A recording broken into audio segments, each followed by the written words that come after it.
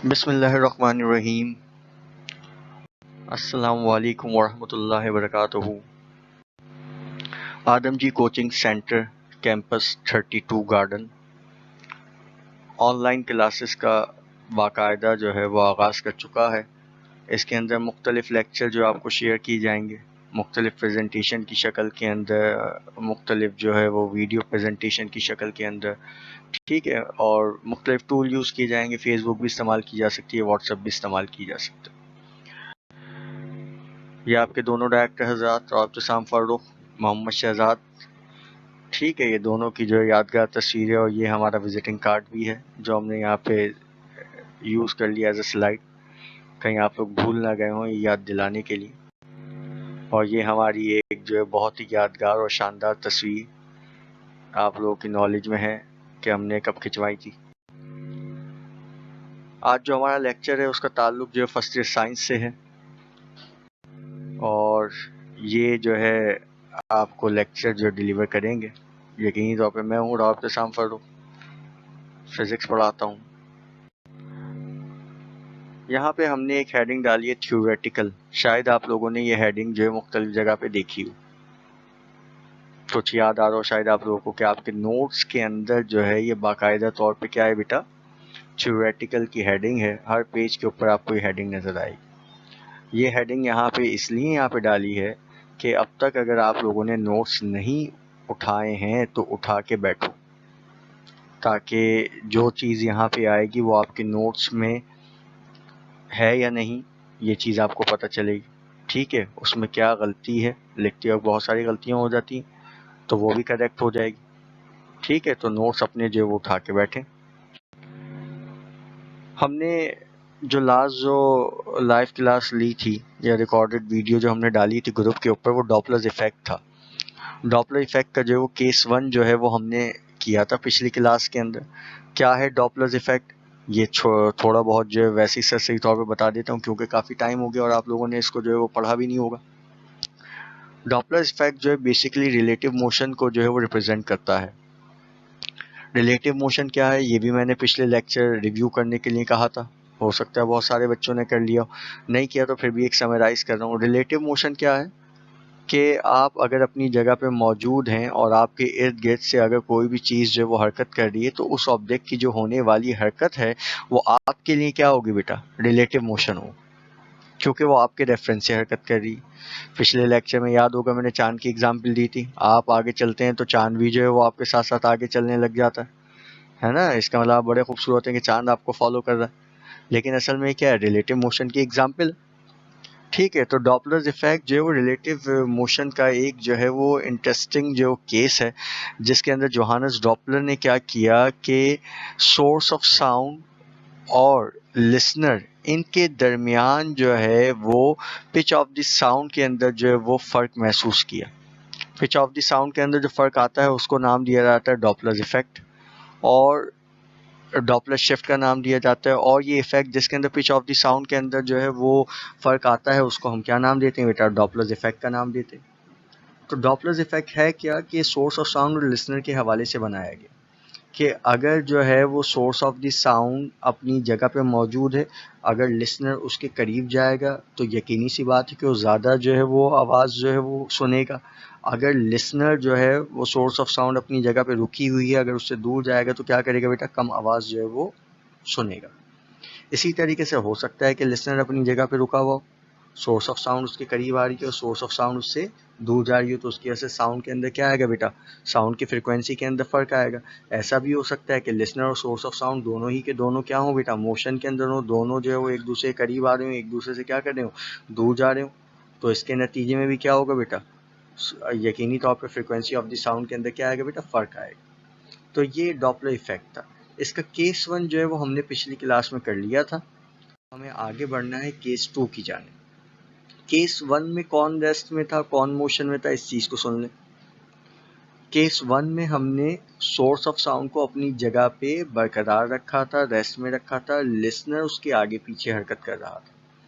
Case 2 में क्या है बेटा, लिसनर जो है वो अपनी जगह पे मौजूद रहेगा, रेस्ट में रहेगा, और सोर्स ऑफ साउंड जो है वो किसके अंदर होगा बेटा, रिलेटिव मोशन के अंदर होगा, यानी लिसनर के या तो करीब जाएगी सोर्स ऑफ द साउंड या फिर उससे क्या होगी, दूर जाएगी। सोर्स ऑफ साउंड से मुराद क्या, कोई भी एक एम्बुलेंस हो सकती है। एम्बुलेंस जो है वो आप अपनी जगह पे रुके हुए, आपके करीब जो हरकत करते हुए आ रहे हैं, या आप जो है वो अपनी जगह पे रुके हुए, एम्बुलेंस आपके करीब से जो है वो आहिस्ता आहिस्ता दूर की जानिब जा रही है। अब इसके नतीजे में क्या होगा, उसके सायरन की जो आवाज़ आ रही है, जब वो आपके करीब आ रही होगी तो आप ज़्यादा आवाज़ सुनोगे, जब वो आपसे दूर जा रही होगी तो आवाज़ की फ्रिक्वेंसी क्या हो जाएगी, कम हो जाएगी। ठीक है, इसी के लिए इसको रिप्रेजेंट करने के लिए अगली स्लाइड पे चलते हैं। तो ये मैंने देखो बेटा इसी के हवाले से एक डायग्राम यहाँ पे बना दी। ये क्या है आपके पास, अप्रोचिंग एम्बुलेंस, यहाँ पे आप खड़े हैं, ठीक है। अब ये एम्बुलेंस जो है वो आपके करीब आ रही है। जब ये एम्बुलेंस आपके करीब आएगी तो इसका मतलब आप क्या करेंगे बेटा, ज़्यादा जो है वो साउंड सुनेंगे। और दूसरे केस में क्या है, रिसीडिंग एम्बुलेंस, यानी आपसे दूर जा रही है। अब जब ये एम्बुलेंस आपसे दूर जाएगी तो इसके नतीजे में क्या होगा बेटा, आप जो है वो कम जो है वो साउंड जो सुनेंगे, यानी आपके लिए फ्रिक्वेंसी क्या हो जाएगी, कम हो जाएगी। तो ये जो केस 2 है, इसके दो केसेस हैं। जब एम्बुलेंस आपको क्या करेगी, सोर्स ऑफ साउंड आपको अप्रोच करेगी, आपके करीब आ रही है। और फिर दूसरा केस क्या है, जब सोर्स ऑफ द साउंड आपसे क्या करेगी बेटा, दूर जा रही है। तो आइए चलते हैं आगे जाने। अब इससे रिलेटेड ये केस 2 तो है, लेकिन केस 2 का पहला पार्ट है ए पार्ट, उसमें हमने क्लियरली मेंशन कर दिया कि when source of sound is moving towards the stationary listener, जब सोर्स ऑफ द साउंड जो है वो रुके हुए लिसनर के करीब आ रही है। तो देखो ये उसी डायग्राम को मैंने यहाँ पे कट करके बना दिया। ये आपके पास क्या है बेटा, एम्बुलेंस है, ये जो है वो कहाँ पे आ रही है, आपके करीब आ रही है। अब इसके लिए चंद बातें मुझे एज्यूम करनी पड़ेंगी, तो मैंने यहाँ पे लिख दिया, देखो बेटा, for this let us assume that the speed of the sound in air, हवा के अंदर जो आवाज़ की रफ्तार होती है उसको मैंने एज्यूम कर लिया कि वो क्या होती है, v। यहाँ पे देखो ये v की वैल्यू भी मैंने बताई है। अगर हम न्यूमेरिकल में इस्तेमाल करेंगे तो ये इस्तेमाल करेंगे, v की वैल्यू 330 से लेके कहाँ तक लेते हैं, 340 मीटर पर सेकंड तक लेते हैं। और किलोमीटर पर आवर के अंदर कितनी होती है, 1200 किलोमीटर पर आवर होती है। ये कांस्टेंट है, यानी साउंड के अंदर जो हवा के अंदर जो साउंड की रफ्तार है वो कितनी होती है बेटा, 330 से 340 मीटर पर सेकंड या 1200 किलोमीटर पर आवर होती है। सही है। अच्छा अब देखो, ये तो हम बात कर रहे हैं जब ये दोनों अपनी अपनी जगह पे थे, एम्बुलेंस अपनी जगह पे थी और क्या कहते हैं बेटा, लिसनर जो है वो अपनी जगह पे था। तो जब ये अपनी अपनी जगह पे थे तो frequency of the sound wave emitted by the source, तो उस वक्त जो उससे जो साउंड इमिट हो रहा था उसकी जो फ्रिक्वेंसी मैंने ले ली वो क्या एज्यूम कर ली कि कितनी होगी, न्यू। ये न्यू आपके लिए क्या कहलाएगी, एक्चुअल फ्रिक्वेंसी। क्या कहलाएगी बेटा, एक्चुअल फ्रिक्वेंसी। जब एक्चुअल फ्रिक्वेंसी आएगी तो यकीनी तौर पे क्या आएगी बेटा, एक्चुअल वेवलेंथ भी आएगी। The wavelength of the sound waves emitted by the source. अब वेवलेंथ क्या है बेटा, लैम्डा बराबर किसके, v अपॉन न्यू। ये कैसे आया, ये देखो रेड पेन से मैंने यहाँ पे लिखा हुआ, v बराबर किसके होता है बेटा, ये फार्मूला आपने पढ़ा है, एफ लैम्डा। यहाँ पे फ्रिक्वेंसी को f से नहीं बल्कि किससे जाहिर करते हैं बेटा, न्यू से जाहिर करते हैं। सही है। अगर मुझे लैम्डा की वैल्यू निकालनी है तो न्यू यहाँ पे क्या हो रहा है, मल्टीप्लाई हो रहा है, तो v के नीचे जाके क्या होगा, डिवाइड हो जाएगा, यानी क्या बन जाएगा, v अपॉन न्यू बराबर किसके आ जाएगा, लैम्डा की। तो लैम्डा की ये जो वैल्यू आ रही है v अपॉन न्यू, वो इस फॉर्मूले की मदद से आ रही है। तो आपके लिए जो वेवलेंथ होगी वो बराबर किसकी होगी बेटा, lambda equal to v upon nu. अभी तक मैंने इन 3 पॉइंट के अंदर जो भी बात की तो इसका मतलब लिसनर अपनी जगह पे है, एम्बुलेंस अपनी जगह पे। लेकिन अब हम क्या करें बेटा, लिसनर तो अपनी जगह पे रहेगा लेकिन सोर्स ऑफ द साउंड जो है वो किसके करीब जाएगा, लिसनर के करीब जाएगा। तो मैंने क्या फर्ज कर लिया, the speed of the source of the sound, यानी जो एम्बुलेंस जिस रफ्तार के साथ हरकत कर रही है उस रफ्तार को मैंने क्या ले लिया बेटा, वीएस के बराबर ले लिया। किसके इक्वल ले लिया बेटा, वीएस।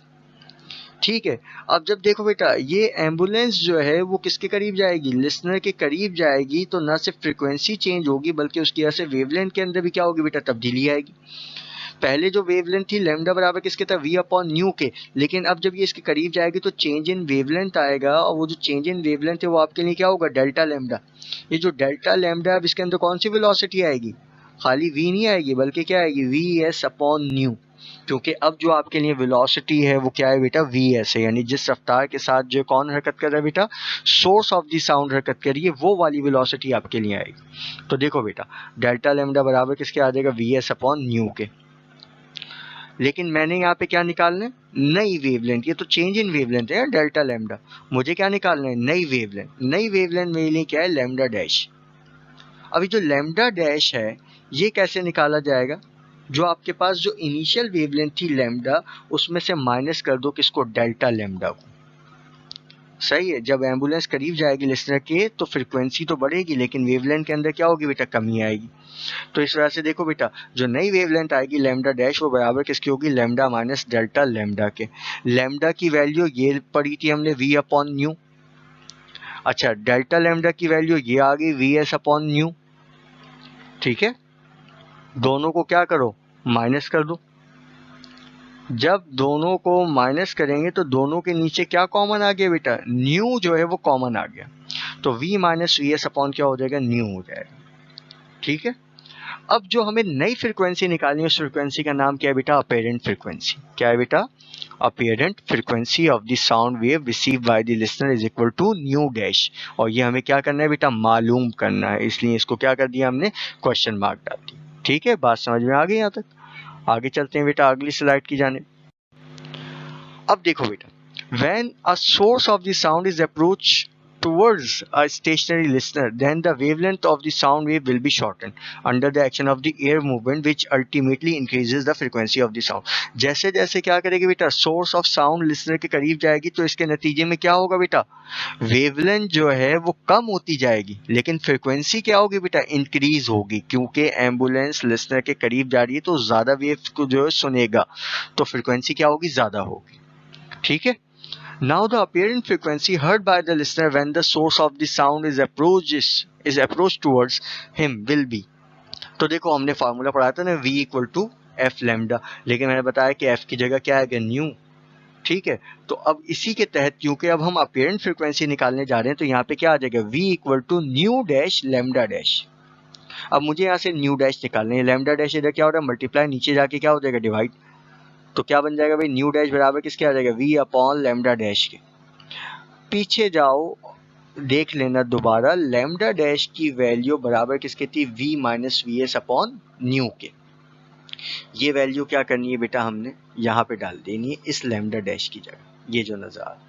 तो देखो बेटा पुट कर रहे हैं, क्या फार्मूला था, v अपॉन लैम्डा डैश, तो v एज इट इज आ गया, और लैम्डा डैश की जगह क्या आ गया, v minus V S upon new.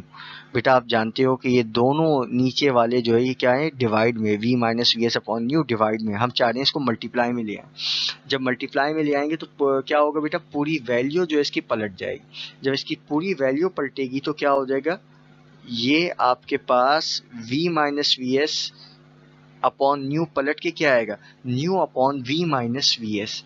लेकिन मैंने इसको यहाँ पे स्टेप बचाने के लिए डायरेक्ट मैंने यहाँ पे क्या स्टेप लिख दिया, v upon v minus V S into new. ये आपके पास जो अपेरेंट फ्रीक्वेंसी की क्या आ गई बेटा, इक्वेशन आ गई।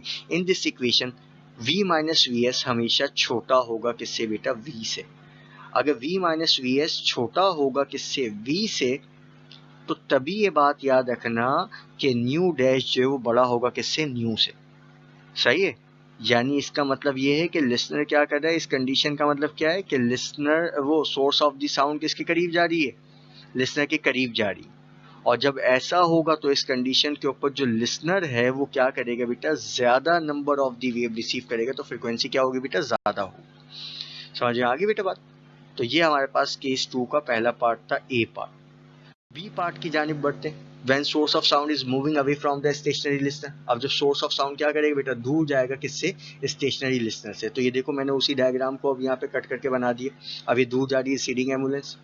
ये बड़ा आसान से तुमने अगर पहला पार्ट तैयार कर लिया तो दूसरा पार्ट जो इसका जो है बी पार्ट वो तो कुछ करना ही नहीं है, आसान है। सही है, अब मुझे ये पता है कि जब एम्बुलेंस जो है वो लिस्टर से क्या करेगी बेटा, दूर जाएगी तो यकीनी तौर पे वेवलेंथ इंक्रीज होगी, जिसकी वजह से फ्रीक्वेंसी क्या हो जाएगी, डिक्रीज हो जाएगी। तो अब इसकी वजह से जो अपेरेंट फ्रीक्वेंसी जो आएगी उसमें सिर्फ छोटा सा चेंज आएगा। पहले एम्बुलेंस करीब जा रही थी लिसनर के तो उसको हमने उसकी जो वेलोसिटी थी वो पॉजिटिव वीएस थी। अब एम्बुलेंस जब दूर जाएगी तो उसकी वजह से क्या होगा, उसकी जो वेलोसिटी पहले जो प्लस में थी अब किस में हो जाएगी, माइनस, और एम्बुलेंस की वेलोसिटी हमारे लिए क्या होगी बेटा, vs। तो यहाँ पे क्या आ जाएगा बेटा आपके पास, माइनस का vs आ जाएगा, क्या आ जाएगा बेटा, माइनस का vs। तो देखो वही पिछले वाले फॉर्मूले में मैंने क्या किया कि यहाँ पे क्या पुट कर दिया बेटा, माइनस लगा दिए एक एडिशनल, तो ये माइनस माइनस क्या हो जाएगा बेटा, प्लस हो जाएगा। तो v upon v plus V S into new, ये आपके पास फॉर्मूला बन गया। ठीक है, यानी पिछले फार्मूले में जस्ट माइनस का जो फर्क लेके आ जाओ तो ये फार्मूला बन जाए। In this equation v plus V S हमेशा बड़ा होगा किससे, v से। तो हमेशा ये बात याद रखना कि न्यू डैश जो छोटा होगा किससे, न्यू से।